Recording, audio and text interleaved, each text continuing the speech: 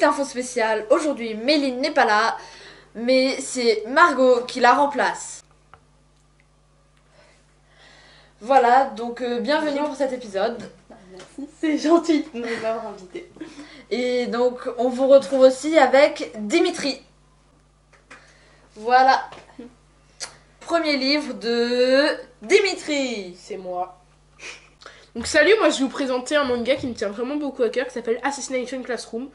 Donc ça se passe dans une ville au Japon, je me souviens plus du nom de la ville, mettez-le en commentaire si vous vous en souvenez.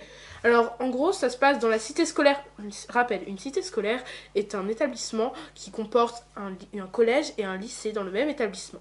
Donc la cité scolaire de Kunukigaoka, et en fait il y a la 3ème E, qui est la classe des épaves, la classe des cancres. Alors, bien sûr, vous allez vous rendre compte si vous avez déjà lu le manga ou si vous avez vu la série, c'est une classe de cancres parce que tout le reste des élèves sont des élèves très prestigieux dans une école normale. Ce seraient des bons élèves ou des élèves moyens. Et ils vont avoir un nouveau prof principal qui s'appelle Monsieur Koro. Et en fait, c'est pas un humain, c'est une sorte de poulpe jaune.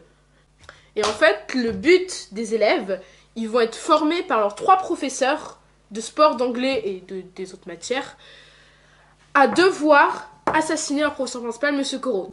Et s'ils le tuent, ils ont une récompense et ils seront acclamés comme des héros. Qu'as-tu pensé de ton livre? Bah, j'ai vraiment aimé, c'était très intéressant, c'est assez bien dessiné. On voit quand même que le graphisme il change au niveau en fonction du tome. Et franchement, j'aime bien parce que j'aimerais trop être dans la 3ème E l'année prochaine. Et maintenant, on passe au livre de Margot.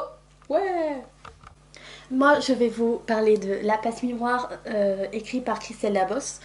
Donc, c'est une saga en 4 tomes, une saga jeunesse. Il faut savoir que le premier tome a remporté un concours. En fait, des écrivains écrivaient leurs manuscrits et ils l'envoyaient. Et en fait, le gagnant avait la chance d'être publié. Bon, voilà. Donc, dans La Passe Miroir, la Terre a explosé en morceaux qu'on appelle des arches. Chaque arche est contrôlée par un esprit de famille et on ne sait pas grand chose des esprits de famille.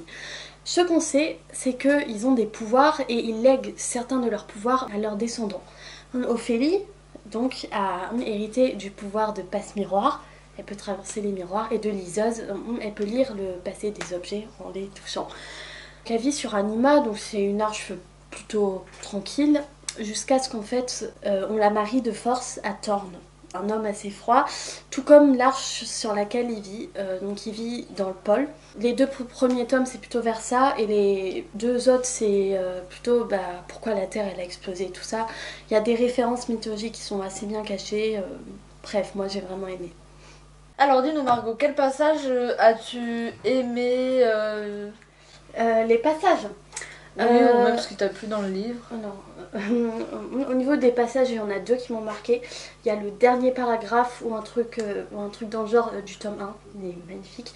Et dans le tome 4, il y a une discussion Thorn-Ophélie que j'ai beaucoup aimé.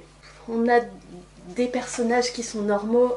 Ophélie, à part ses pouvoirs, c'est vraiment une héroïne normale, quoi. Même si elle vit des situations assez exceptionnelles, elle reste quand même quelqu'un à qui on peut s'identifier. Merci à vous d'avoir suivi cette émission des mondes imaginaires. Les mondes imaginaires. Ne vous inquiétez pas, la prochaine fois vous retrouverez Méline avec le plus grand plaisir. Et peut-être Margot. Et peut-être aussi Margot une autre fois. Merci. En attendant, n'hésitez pas à lâcher un pouce bleu, à vous abonner, et à commenter, et liker, et aimer cette vidéo. Alors, il me semble que je vais vous répéter un peu la même chose. Ouais. Bref, au revoir. Au revoir.